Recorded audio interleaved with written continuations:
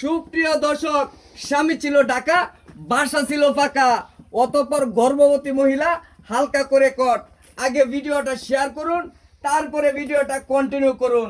আসলে এখানে মূল কি ঘটনা ঘটেছে সেটা জানার পর আপনিও রীতিমতো অবাক হয়ে যাবেন। তাই বলছি আগে ভিডিওটা শেয়ার করুন, তারপরে ভিডিওটা দেখুন। এ ভাই, ঘটনাটা কি? ঘটনাটা ঘটছে এই যে ফাঁকা পায়া, হ্যাঁ, মানে বাসা ফাঁকা পায়া, মানে যে বাসা ফাঁকা পায়া, আর জামাই ছিল ঢাকা, বাসা হইলো ফাঁকা, অতঃপর কোট। আচ্ছা, অতঃপর যাই হোক, ওই যে- আপনারা দর্শন কেমনে? আমরা যে দৌড়ে করে ধরলাম।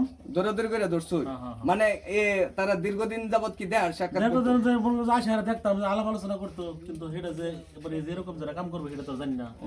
এরকম- মানে এই যে এনে দর্শন। হ্যাঁ, দর্শক ফিরাই নাই যে আচ্ছা ভাই, এখন এখন যে কাহিনীটা, মহিলা প্রেগনেন্ট মহিলা pregnant? প্রেগনেন্ট ও মহিলা প্রেগনেন্ট নেই ওই প্রেগনেন্ট, যে 9 মাসের 9 মাসের প্রেগনেন্ট।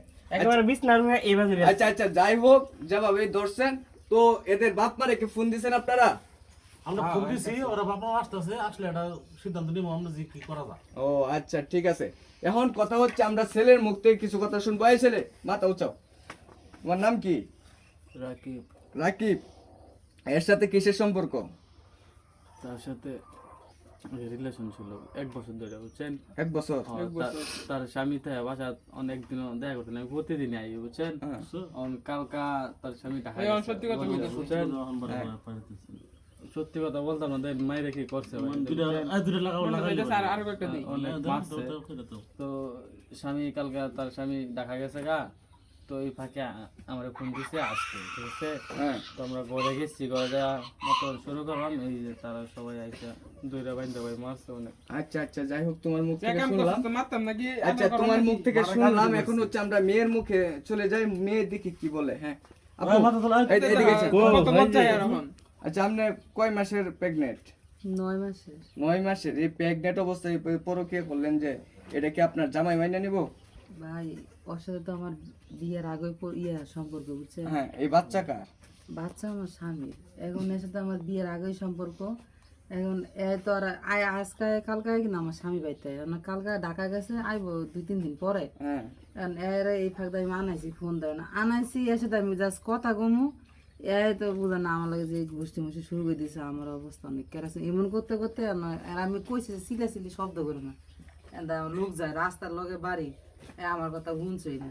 এখন কথা হচ্ছে আমাদের শুনে, আর আপনার বলতে হইব না। এখন যেটা ওর এটা বুঝে লাইছি। এখন এই ছেলে, তুমি কি মেয়ের বিয়ে করো?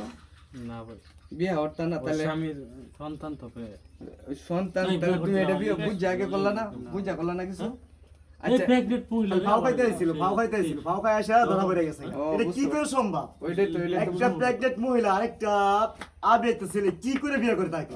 ওইটাই তো গোপন। আর মেয়ের তো বয়স বেশি ভাই, দেখা আর মেয়ের তো অনেকটা বয়স। 45 ওর যে বছর। তোর তোমার মানায় না, কখনোই মানায় না। ওইটাই তো কইতাছি। আচ্ছা আপু, এখন আপনি কি করবেন? ওনার কি বিয়ে করবেন? এখন আমি কি শুনুন ভাই, বিয়েটা কি সম্ভব করুন? মানে তো আমার যদি জামাই, তো ওরা অবশ্যই শুনবই, এলাকার মাঝে তো ধরছে, বাইন্দা দিয়ে দিছে, হ্যাঁ। তো জামাইটা তো আমার মানতে মেরে নিত না, মাইন না। হুম। এখন তো আমার বাধ্যতার মতন ভাই, আমি জামাই একটা সুযোগ পাইছে, আমি কইবো যে বাচ্চা হয়, এর কথাই কই দিব। এখন বাধ্যতার মতন ভাই আমার এর কাছে বিয়ে বইতে হইব, বুঝেন না?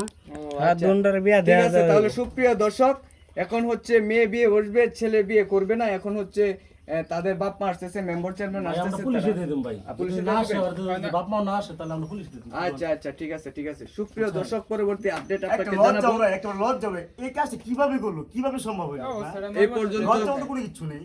এই পর্যন্ত সবাই ভালো থাকেন, সুস্থ থাকেন। আল্লাহ হাফেজ।